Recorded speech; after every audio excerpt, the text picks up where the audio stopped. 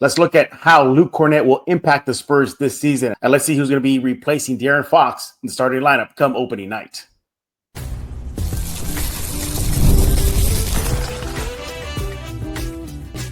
You are Locked On Spurs, your daily San Antonio Spurs podcast, part of the Locked On Podcast Network, your team every day. Hey, welcome back to Locked On Spurs, right on the Locked On NBA Network. I'm your host, Jeff Garcia, Spurs writer for Ken's 5 San Antonio. Glad to have you all back. Hope you're having a great day. And as always, thank y'all for making Locked On Spurs your first and only spot for all things San Antonio Spurs. You can find us on the Ken's 5 Plus app, YouTube, iTunes, Spotify. Pick a platform. We are there. You guys are the everydayers. Keep coming here every single day. Right here at Locked On Spurs. Why? Because the season's almost around the corner. Can you feel it? It's almost here. It's almost here. Training camp's underway. You got preseason games coming up soon. So stick with us here at Locked On Spurs. What are we talking about today? Well, we're going to put into the spotlight Luke Kornet. His name popped up a lot among his teammates at Media Day, whether it was Wemby, Sohan, Steph Castle. His name kept on just surfacing. So we're going to talk about his impact. And we know the obvious ones, right?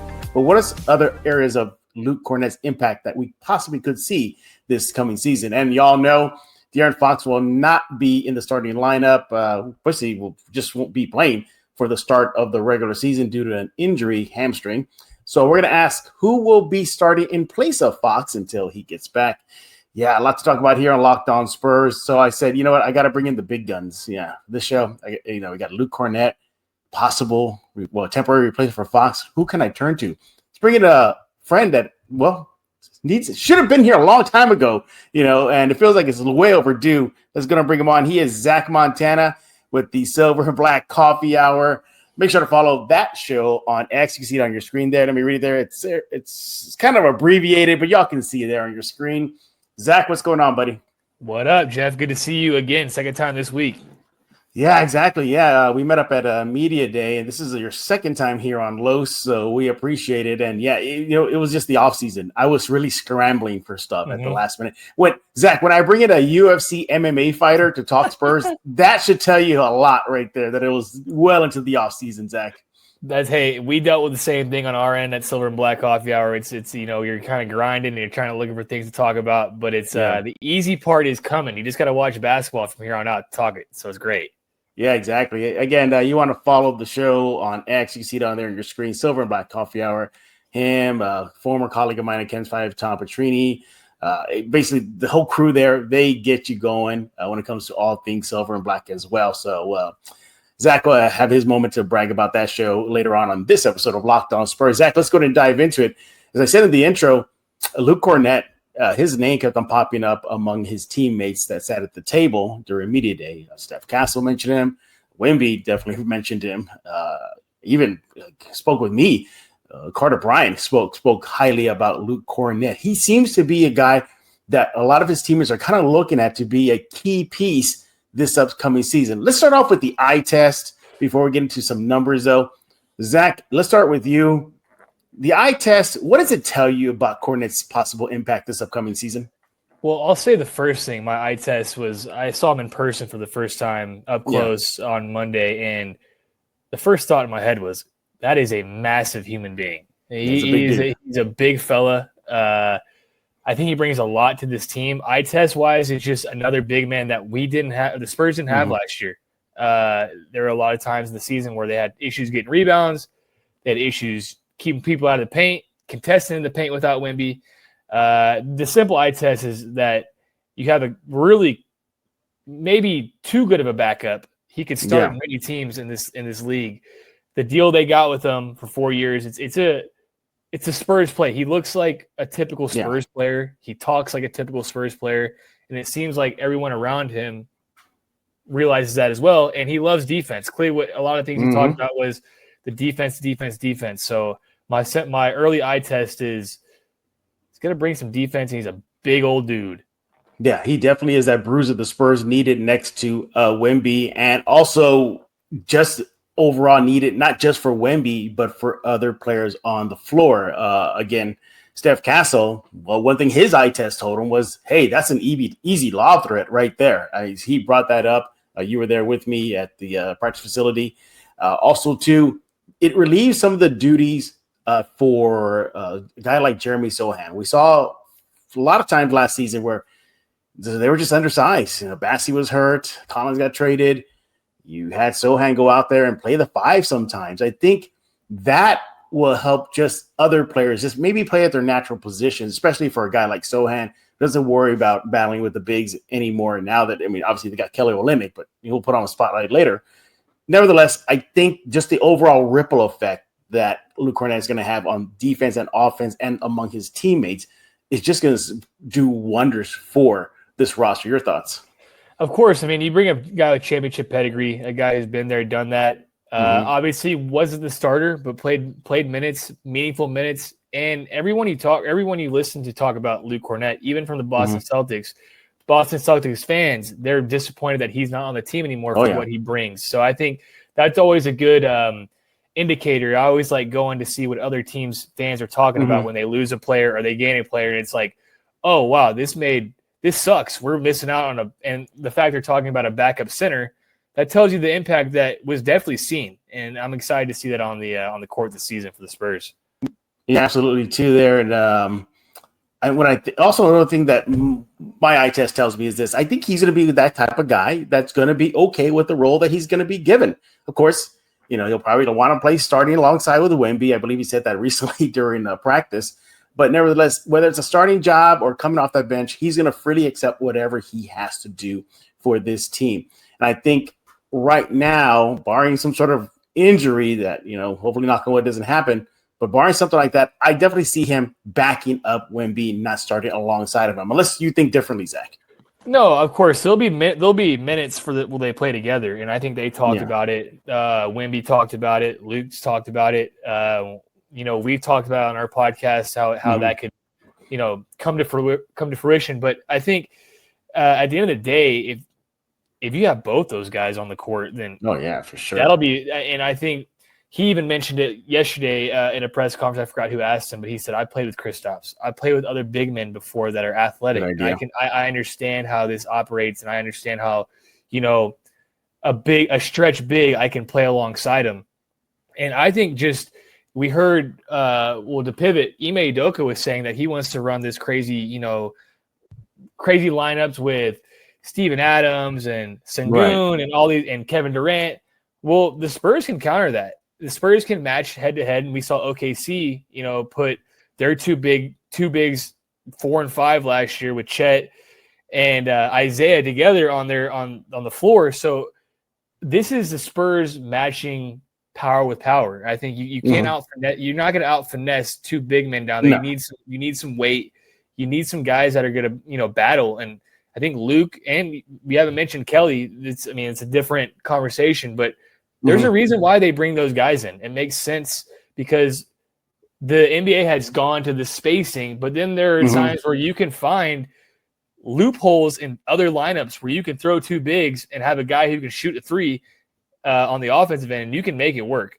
And we know Wemby likes to shoot 3. So, yeah, that we do. Yeah. So overall, just the eye test. We're getting to some numbers that stand out for us in just a few seconds. But nevertheless, overall, seemingly good fit for this team. A little. Would you think the Spurs paid a little bit too much for him? That was kind of the biggest gripe among the fan base, maybe with some other talking heads that say, maybe you paid a little bit too much, Spurs. But I think this was a good investment. What do you think? Look, paying too much, paying too little. I think you had to spend money in the NBA anyways. Yeah. And I think you got to pay the price for a backup big, like I said, that could easily be a starter in a lot of teams in this league. You're going to have to eat that a little bit, but I think you're going to benefit in the long run with having him on the roster. So I think it's not even sure you got to pay an extra $1 million or $2 million a year, but you're taking a lot of stress off Wemby, which is honestly my big thing over the last few years. Is like, let's make his job easier. Yeah, that's your long-term investment, making his life easier. And just having Wemby, when we watch Wemby go to the bench the last few years, it's free and open layups in the lane. And with Luke here, I think we solidify that. And to go to the stats we want to talk about, he holds people to 52% in the lane. That's below the league average. That's 9th in the league overall. That's a good stat. That's a good player to have. And he didn't get a lot of minutes last year. He didn't get the starter minutes. But I do think there are minutes a lot more minutes to play on the Spurs roster than the Celtics. So he's going to benefit and flourish. And we're going to see a lot more of these plays that the Celtics fans were so used to seeing. Absolutely. He is Zach Montana with the Silver and Black Coffee Hour. When we get back, we're going to continue our chat about Luke Kornet. Now we're going to look at some numbers. All right, so we took care of the eye test, but what do the numbers show us? We're going to talk about that and more right here on Locked On Spurs. Peloton is shaping the future of fitness with the brand new Peloton Cross Training Tread Plus, powered by Peloton IQ. It's their most advanced equipment yet, designed to give you real-time guidance and endless ways to improve and move, whether you're running, lifting, cross-training with your favorite instructors. This is training reimagined. Peloton is built for breakthroughs with tools that help you plan, stay motivated, reach peak performance.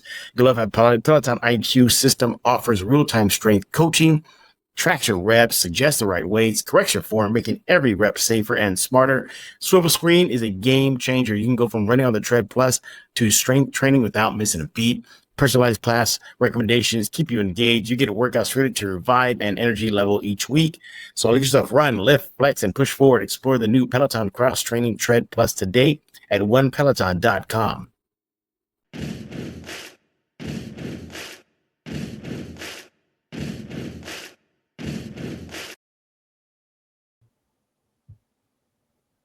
We're back right here on Locked On Spurs, joined by Zach Montana, Silver Black Coffee Hour. Make sure to give them a follow. You see it on your screen right now. Just just search on X that handle right there. Hit follow. If not, Zach may have to go to your neighborhood and dunk on you, Wemby style. I'll do it. You don't want that to happen. I'll do it. You don't want that to happen. And what I learned this year is that 7'5" hoop that I dunked on back in the day is shorter than Wemby when I was at Media Days. So yeah, I'll do it. Hey, I don't know if you caught this, and no big deal if you didn't, but I had Carter Bryant come on for a quick segment from Locked On Spurs. He actually told us that he did get Wemby on a poster during run, and he got him. He said he's going to count it. He's going to count it because Wemby was a little behind him, but he says that's a dunk.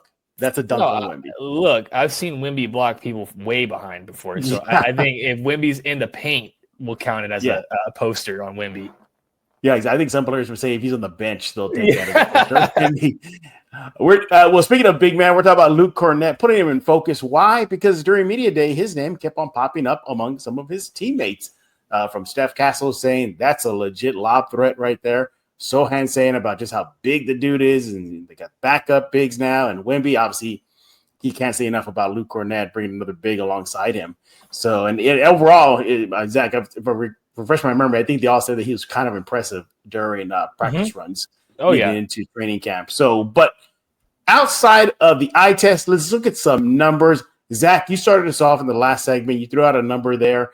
Tell us about that. What are the numbers that you like from Luke that he's going to bring to San Antonio? Look, 51. He holds opponents to 51.1% at the rim. And then the overall overall field goal percentage on him is 45.5. So I mean, he's going to be a great player. The league average is 62% in the rim. That's usually what it is. So he's holding people below league average. Look, if anything below league average, you're doing your job correctly. I think that's the way I look at it. And once again, the minutes that he played on a championship team are going to be. He's not going to get as much run as he's going to get on this Spurs team. He is a true vet on this team now. He is guy. He's played a lot of minutes in this NBA. He's gone from New York. He's played in the G League. He's gone over. He's paid his dues. And I think that's what makes me most excited with him on the roster. I mean, stats alone show that, once again, he's the 95th percentile in block percentage among bigs. It's a pretty big deal. That's not we're only 5% away from being the 99th percentile, which is as best as you could get. So we're talking a guy who is going to solidify. We're talking a lot of defensive stuff, which is what we all heard about for the whole media day. I think I heard it talked about 100 times. Defense. Well, this is the guy. This is why they brought him in. Yeah, and that is absolutely legit what you say right there, because this guy is a defensive monster. What a way if they do, have him just back up Wemby. But even if they start him alongside of Wemby, who's going to score on this team driving to the paint? It's going to be almost like nearly impossible. I had some discussion about the Spurs defensive ratings as the season unfolds next season. I don't think it's too far on a limb to say that we could possibly see them rank in the top 5 defenses at some point next season. Think about it. Kornet, Wemby, Castle, Sohan, the list goes on and on and on. So, but Kornet's presence for sure definitely shores up that defensive side as well. And you're absolutely right. You look at my stats kind of follows what you're talking about here. If you compare him to other like centers, so backup bigs in the NBA. So I kind of drew these numbers up here. So we threw in here Daniel Theis, Mo Bamba, Walker Kessler. Okay, as just to name a few. Right. All right. So we break this down a little bit. Last season's stats, points per game, he was like third on that list, 6.6 per game. But nevertheless, keep in mind, he was playing with the Celtics team loaded with talent from Derek White to Jaylen Brown and to Tatum. But 6.6 points per game in 17 minutes gave you about 3.7 rebounds per game and gave you 1 block per game. But this is my key stat here. 63.9% field goal percent shooting.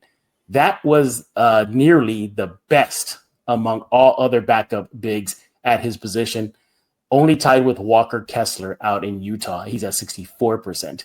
So right there, just by a smidge, Walker Kessler has him there. But 63.9% field goal percentage. Talk about all you want about his being a defensive presence and a beast around that rim and rebounding, et cetera, et cetera. But Zach, I think sometimes we forget he can actually contribute on the offensive end. Do the Spurs finally have that stretch big they've been looking for? Well, I think we heard a comment made, I forget exactly by who, but they were saying on media day that it's nice to have a big man that also knows how to move the ball. And that was also a stat that you don't really see, but they've seen obviously an open run that he is someone that they can trust to move the ball, to get other players in great positions to succeed. Look, I think that once again, I don't think those numbers do it justice. And that's kind of why I mentioned, like, hey, he played on a championship team with their salary, their cap was way over. They were in the second apron. They had all these great players, and that's, of course, he's going to find his role. And I think his role is going to be a lot more here in the San Antonio Spurs offense and defense. And if you're shooting 62%, 63% from the field, sure, I think there are going to be some, especially with these downhill players that the Spurs are going to be putting out there with De'Aaron Fox, Steph Castle, Dylan Harper. You're going to have to pick up somebody. Someone's going to have to pick up the guy flying in the lane, and who's going to be open? It's always the big man who they have to slide off, and they act like he's not going to benefit from those things. Is going to be is. I don't think you're being disingenuous. I think this year his stats could easily be over 10 points a game, 7-8 rebounds a game, multiple blocks a game. Like, we're talking doubling up on every stat that he had because of just the opportunities to get. I'm glad you brought up the facilitating again in comparison to other NBA centers. At the backup position, again using Daniel Theis, Bamba, and Kessler as just comparison. Among those guys, he's the best facilitator at 1.1 assists per game. So he definitely can find the guys. Now, keep in mind this, he was playing with a Boston team that was loaded. So they probably didn't need him to facilitate as much. And the Spurs probably don't need him to facilitate as much with the amount of guards they have on deck. But nevertheless, especially if he's coming off that second unit, Zach, a threat, assist, big man that the second unit can have, I think that would be great for San Antonio. Other numbers that stood out for me, Zach, and get your thoughts on this is here we go. Let me see. I pull him up here. He's just his overall. Well, let me rephrase that. The 33% on 1.5 3-point attempts. A lot of people talk about his 3-point shooting or lack thereof. I think last season he didn't take a single three, but I believe in his New York days he was able to knock down that three. We know he could definitely finish at the rim, hit that quick pick and pop. But what about that three shot? I think with San Antonio, they're going to encourage him to go back to that 3-point threat that he was in college, a little bit in New York. Well, in that Boston team, this goes back to what you keep saying. They didn't need him to shoot threes. They had a bunch of 3-point shooters besides him on the court anyways. So it's like, hey, we'll let these other guys shoot threes. Just go do your role. And I think, once again, we keep saying his role is going to be a lot different in San Antonio. I'm sure he's excited for it as well. I would be, hey, I get to play with Wemby and my role is going to be expanded. I'm going to have a lot more opportunity to score, to show myself. Unfortunately, he can't go get another contract because he's locked in for 4 years for the Spurs. Fortunately for the Spurs, if he does, flourish, which we're expecting, then I think the contract does play out better than what it looks like right now. I think it's a very simple, hey, you're going to get 25 minutes a game. That's 8 more minutes than what you got last year. There's a lot of opportunity for you to get buckets, assists, rebounds, blocks to make an impact. Yeah, absolutely. Now, with that being said, now we did the eye test. We threw out a few numbers out, put it all together. I mean, but the Spurs, they got themselves a player who is efficient, who knows his role, who can be not just a defensive threat, we all know that, but also a potential offensive threat and maybe a bigger one than he was in Boston. And the cultural fit seems to be a perfect match as well. I mean, Zach, I think the Spurs did well. Dare I say one of the better offseason acquisitions from San Antonio?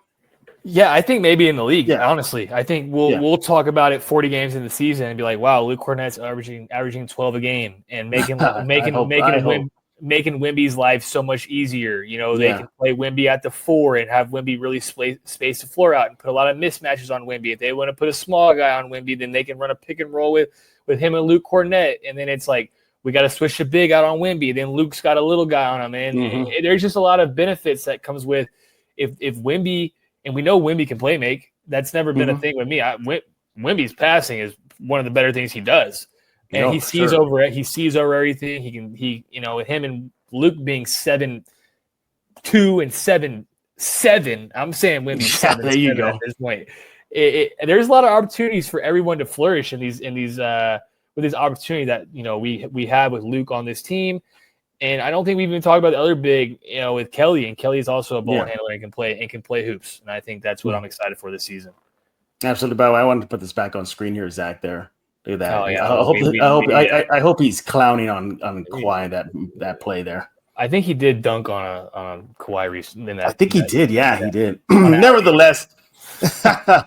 Nevertheless, there you have it. Our quick thoughts about Luke Kornet's potential impact, and I may even see potential. I think he will have a huge impact for this Spurs team. And sure, knock on wood, you don't want to see life without Wemby. Spurs went through that last season, but it's just safe to know that if something bad happens to Wemby, then they have an adequate big man, and not to mention Kelly Olynyk as well. It's not even something bad. It's the fact that you can actually give Wemby a break and know that the Spurs team is not going to lose a step on the defensive end. Absolutely. I mean, obviously he's not Wemby. Wemby's one of one, but you don't. Right. There's not going to be as much as I love Bismack Biyombo. Shout out to him for stepping in last year and playing his role. He did. This is just an upgrade. I mean, let's call it what it is. It is. It definitely is. But what are your thoughts about Luke Kornet coming to San Antonio? And just in a few weeks, we'll be putting it on that uniform and for a real game for the regular season. What do you anticipate from him? You let Zach know again on X, Silver and Black Coffee Hour. You see it on your screen right there. Follow that handle on X. You let me know your thoughts at Jeff G Spurs Zone as well. Coming up next, we're going to be putting into spotlight De'Aaron Fox and the injury, or more specifically, who's going to be replacing De'Aaron Fox come starting opening night. All that and more right here on Locked On Spurs. The NFL season is here, and FanDuel is making sure you're ready for kickoff with a can't-miss offer. Right now, new customers can bet just $5, and if your bet wins, you'll get $300 in bonus bets to use across the app. You'll love FanDuel because it just fits everything you need. You can build a same-game parlay, do player props, jump into live action as the action unfolds. Make every moment more exciting, whether you're watching your team or just keeping an eye on your fantasy lineup. Quick, easy, the best way to add a little more energy to Sundays. Cowboys have started their season. Texans are starting their season, so might as well jump on FanDuel right now. You ready to play? Download the FanDuel app right now by visiting FanDuel.com to get started. That's FanDuel.com to place your first $5 bet.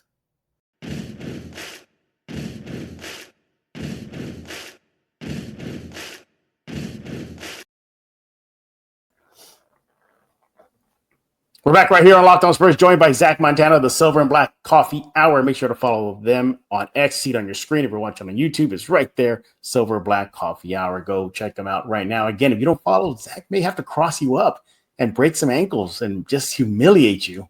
Jeff, You don't want Zach to do that. Jeff, I've retired from basketball. I rolled my ankle really bad like last November, and I literally was like, this is never going to happen again. So I just ride my bike and run all day now. That's all I do. But I will occasionally put the Kobe's on and get after it. Okay. All right. Well, how about this? Don't let him hit a 3 in your face. There you go. I'll throw one of these up on you. All right. There you go. All right. We are now talking about De'Aaron Fox and who will be replacing him temporarily to start the season. Now, for those of y'all who don't know, and I'm pretty sure y'all do, De'Aaron Fox said that he will more likely than not start the regular season due to a hamstring injury. That being said, first of all, he's okay. He even said it himself, Zach, you were there, that he didn't even know. He goes, I don't know what a hamstring injury was. This was the first one he ever experienced. But he's okay. I'm not expecting too long of an absence from Fox. But nevertheless, you got to have somebody start opening night. So who's replacing Fox? Zach, who do you got? It's Steph Castle. Yeah, I mean, you just put him back in the lineup. I do want to talk about De'Aaron though at Media Day. We talked about it on the podcast. We dropped the podcast on Monday about Media Day, and just how animated he was that he was ready to go today, that he could play today, that he ready to go. I think as a fan, it's like, okay, a guy could coast through this, but you could tell he's like antsy to get back on the court. No, so that eases my mind a little bit. Yeah, absolutely. All right. Yeah, I think Steph Castle is the obvious coming off his Rookie of the Year season. He's only going to project upwards. Okay, fine. Fox is not playing. That's not good, but he'll be back soon. But this should be a reflection of just how deep the Spurs are at the guard spots. Think about it. Oh no, not Steph Castle coming in to start alongside. Not that. What a bummer. Darn it. What can the Spurs do? But I mean, that should just tell you the riches that the Spurs have at that position. Now, Zach and I talked about this. We're talking about, okay, who could be a wild card in all of this? Jokingly, I said Jordan McLaughlin. That probably ain't going to happen. And I'm pretty sure it ain't going to be Jeremy Sohan. I think he probably just like no, I'm having collapse. Yeah, he would just like collapse on the spot, and Mitch Johnson says, "So can you start at point guard?" Oh, just boom, just falls down. He wouldn't be the only one; it'd be all the Spurs fans too. Yeah. So the wild card on this, and it's a little obvious, is Dylan Harper. I know Zach also reminded me too that he is injured right now. Likely will not play preseason games. Probably will not participate in training camp full on. He's there, he's shooting, but he's just not taking contact. But the Spurs, as Zach reminded me, they never said that he was completely out to start the season. With that being said, let's go over that premise. If Harper is cleared come the start of the regular season, what do you think? Let the Rook get out there and get thrown to the fire very early? And what better way to throw them in the fire than put him in the starting unit come opening night? Well, I mean, if the Spurs' plan is to have Steph Castle run the be the sixth man, then they want to be consistent all season. Then of course you're going to bring him off the bench and not mess up whatever is going on. Dylan Harper is going to be a stud. I mean, we got to call it what it is. He's going to be a stud. I loved everything he said about himself or the team and what he's looking forward. I do want to touch back on they didn't say he was out. He's said that he could play. He's trying to get used to contact on his thumb. He's wearing a brace. He's trying to get all these things figured out. I would much rather this injury happen at the beginning of the season than midway through the season. So, I mean, look, you mentioned it earlier. What an issue. Spurs have three primary ball handlers that you could put anyone in the starting lineup and you're going to be comfortable with. Look back 2 years, look back 1 year, look back 4 years. The Spurs haven't had that luxury. So it's like, okay, that's the reason why you have these guys on the team. That's the reason why you have three of these guys. So you don't always have to rely on one guy to be there. If he's not there, then you're screwed.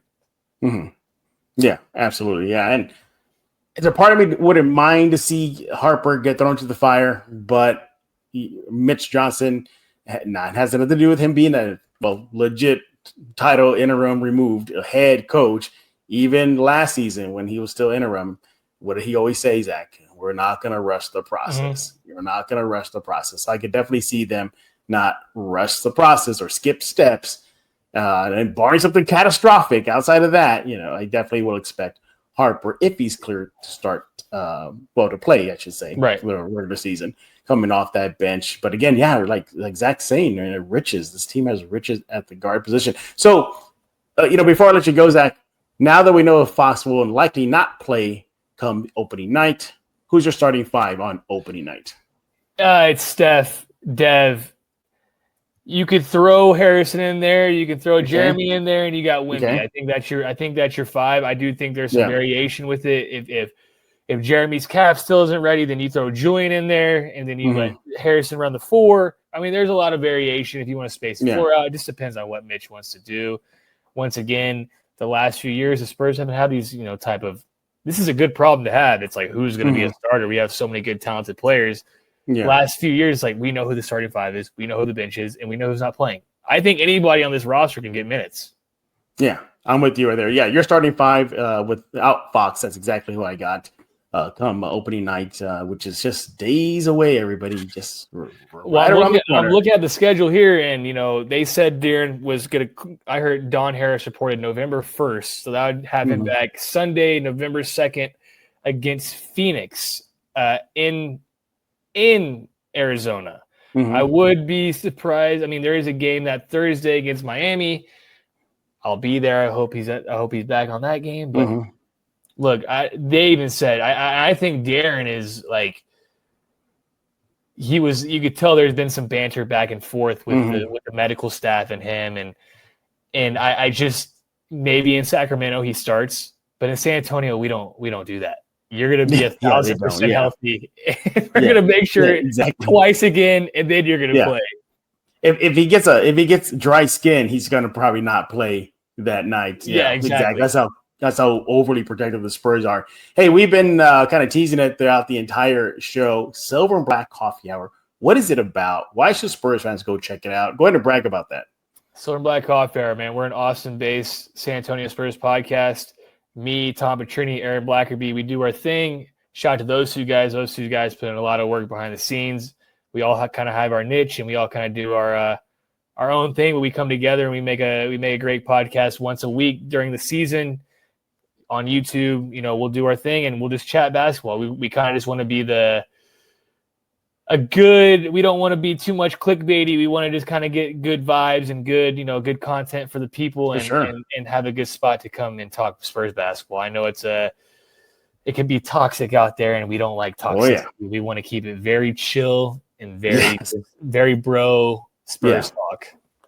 Well, at least y'all get a cut loose sometimes. I work with Ken's Five, so I got to keep it Disney here sometimes. But sometimes I want to let loose. I have to bite my tongue. But if you want to, go ahead. You can come on the podcast on our end, and then we'll let you send it and get all the things you need to let loose off, and you'll be good to go. Absolutely. Again, it's the opposite for me on here. I gotta button up. Yeah, you gotta rein it in, right? Yeah. And it's funny sometimes when I go to other people's show or talk about Spurs, I'm so stuck in this mentality. I'm always biting my tongue for everything. I can't say like, oh well, bleep and bleep, bleep, bleep. I can't talk like that. And they have to remind me like, hey, you can relax. I'm like, okay, thank you. You can be yourself over here, man. Yeah, exactly. He is Zach Montana with Silver and Black Coffee Hour. He talked to you about it. You know how to go follow it. Just go do that right now. Again, you don't want him to hit that three on you. You don't want him to hit that three on your face. That's all I do these days. And you don't want to be a viral clip of Zach Montana if you don't follow the Silver and Black Coffee Hour. It would be a good viral clip. It'd just be a three and a celly. No big deal. That's all. Yeah, that's all. But you want to avoid that embarrassment, again, follow Silver and Black Coffee Hour right now on X. Everybody else, we thank y'all for making Locked On Spurs your first and only spot for all things San Antonio Spurs. We definitely appreciate it. Keep coming back every single day as the regular season is right around the corner. So you got to get through training camp, a few preseason games. But that light at the end of the tunnel is shining bright. We're almost there. For tomorrow's episode, TBA, we're still searching for somebody. We'll likely have somebody talk all things Silver and Black. If you're going to check out Locked On NBA, it's on YouTube. Just go YouTube, search Locked On NBA, and then subscribe to that show right now. So for Zach Montana, I am Jeff Garcia. We're going to put a lock on this episode of Locked On Spurs.